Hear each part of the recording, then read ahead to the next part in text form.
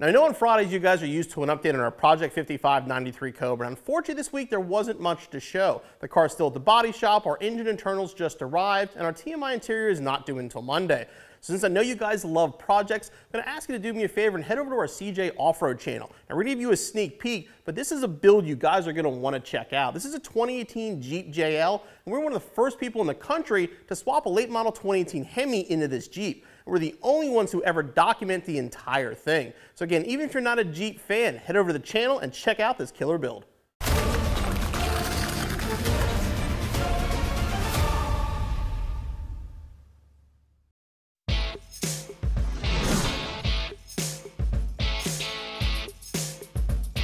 Why did we choose a 5.7 liter Hemi for our JL Wrangler? Now, initially there was a bunch of engine options kind of being thrown on the table. We initially thought we were going to do like a 2012 or newer LS engine, a 5.3 or a 6.0 liter.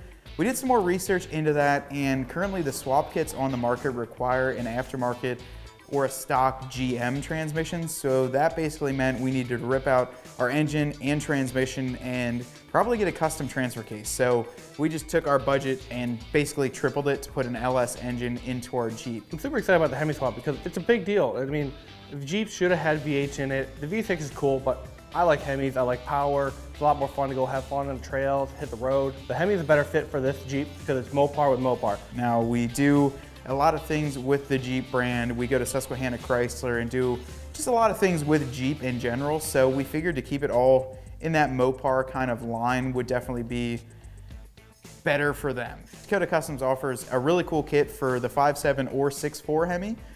We decided the 5.7 is a little bit lighter. We like to go out on the trail and go faster, so some of that weight savings will definitely help us since we put a winch and a front bumper and everything like that on. Plus, we got the engine from LKQ for 2,500 bucks for a 2018 Dodge Ram truck engine, which I think it had like 4,000 miles on it.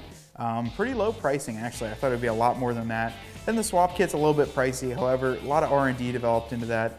But basically, price savings. We wanted to keep Mopar happy, and just the Hemi's an all-around cool engine. That's why we decided to put it in our JL Wrangler.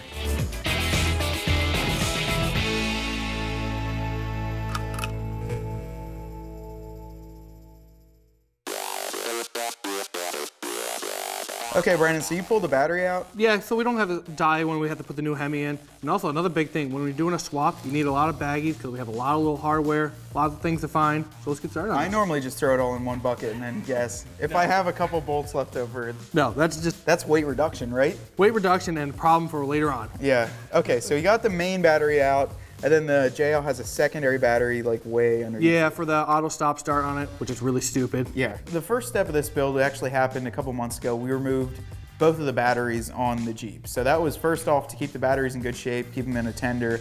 But secondly, you're gonna have to remove them because you don't wanna be messing with all these electrical connections and still have the batteries hooked up. Okay, so those are both out. Those are on the charge, so we don't destroy them. Because this thing, it sat for a little bit, so we didn't wanna make sure. Yeah, and that's money that we don't wanna spend on. Because the auto stop start battery is like a weird. Yeah, it's like a lawnmower battery. But different. It's like a weird construction of it, so it's probably expensive. Here's our 3.6. That doesn't run, it's a paperweight. Cool.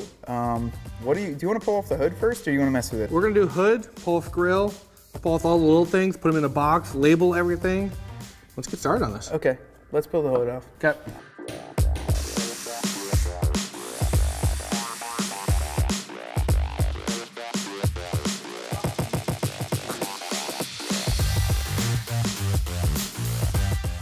We got the hood removed, so you know that was one of the first steps. You could either prop it up or just leave the prop rod on, but you're gonna have to worry about that falling on you or working around it. So get that out. It took two 13mm bolts.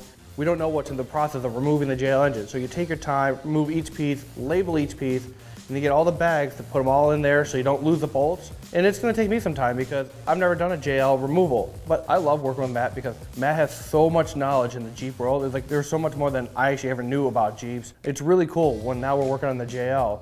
We both don't know much about with the engine and how it all comes apart, and it's cool to learn together and figure out, okay, this goes here, and wow, this is really here. He's a bunch of knowledge. So how do you get this grill off? Just pull? Yeah, just nice and even. Okay, let me see those clips. Ta-da! There's Sharpies in my tool. Here's where we're gonna put everything in. Okay, wait, where are the little pins? Are all of them in there? Oh, they're in there. Okay. Except for the one that you pulled up. Yeah, here, I have it right here. It's hung up right down there. And that, see it? Yep. Hang on, There we go. oh, that doesn't sound good. They're just plastics. Hang on. I got this air intake tube. Oh, there's 2 bolts. Oh, you mean these little Torx? Yep.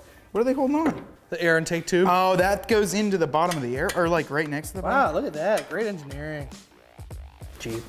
Pulled the grill off, which is the next step, and then the full radiator support. So it's basically the section that surrounds the headlights and gives it structure on the front end.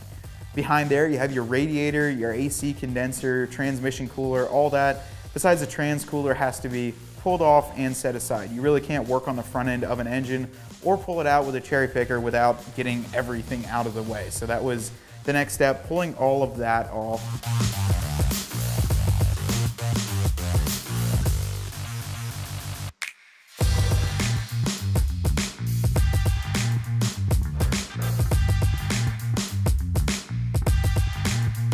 Now the hood, grill, bumper, everything's removed. There's plenty of room for activities in here.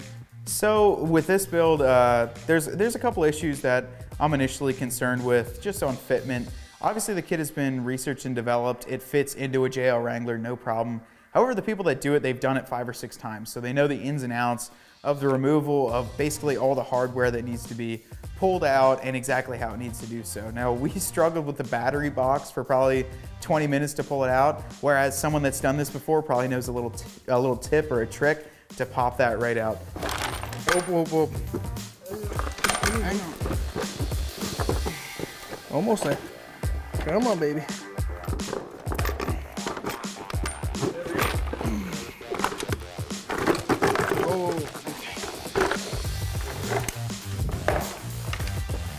Woo! Did you put that nut back on here? Okay, good, you did.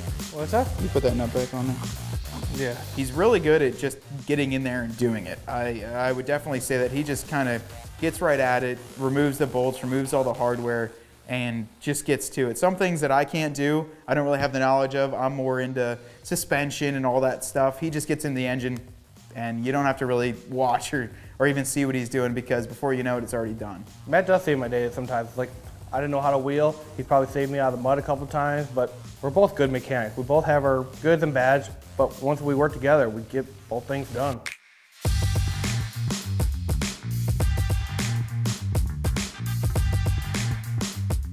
We started to work with some of the electrical connections. I removed those on the passenger side. There's a ton of electrical connections. There's a few fuse boards there, a couple connections that go in underneath. All that has to be pulled off, kind of itemized onto what stays on the body and what's attached to the engine. That's a really important thing.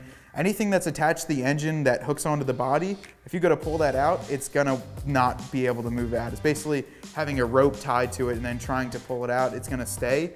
And depending on how thick the wires are, you can actually tear wires or mess some things up. So it's very important to be really thorough on what you're removing. Not that hard. This is all disconnected now? I saw you got that bolt off. So that's all free. Free. Okay, let me get that exhaust manifold off while I'm over here. I'll take the fun side for you, buddy. How are you taking the exhaust manifold off? That sounded good. Don't worry about that. That was nothing. Do we need it? We'll figure that out later. What was it? Did it really just f***ing break? Yeah, bro. Damn it. What side is it? What? Oh, 2 sensor side. Actually. Oh, on the sensor? The O2 sensor clip burned and broke. I got mine off perfectly fine. Anyone with any mechanical knowledge might also say that. Blocked. Don't throw more tools at me. Remember that time you threw a pry bar at me? Me and Matt Baker all the time. I mean, he always yells at me, oh, you're making too much noise. Oh, you're doing this wrong. Matt, just get the job done. Get it in, get it out, let's move on. I mean, he always just stands around on the fender saying, oh, I'm gonna do some work. But, you know, this guy really does the work here. See him in the corner like, oh, I'm gonna grab you this tool. 30 minutes later, hey, I need that tool. Oh, I'll get to it.